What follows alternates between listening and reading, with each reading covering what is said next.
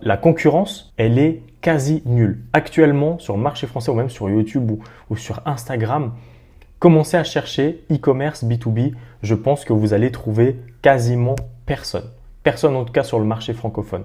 Donc ensuite, le panier, il est très élevé. Donc aujourd'hui, un professionnel qui achète, il ne va pas acheter pour un panier moyen à 30 balles, 40 balles, 60 balles ou 80, 80 balles.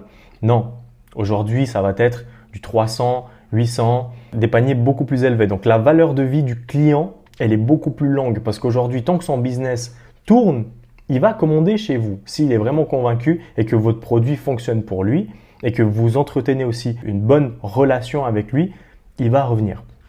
Donc ensuite, une trésorerie stable, chaque mois sera prévisible. Et si vous entretenez pas forcément une très bonne relation avec votre client, alors vous allez justement voir que il va peut-être pas recommander. Mais c'est pas genre aujourd'hui j'ai ça comme commande, le mois prochain j'aurai pas de commande ou alors j'ai eu un blocage, mon business il tourne plus. Non, là c'est tout un autre truc en fait.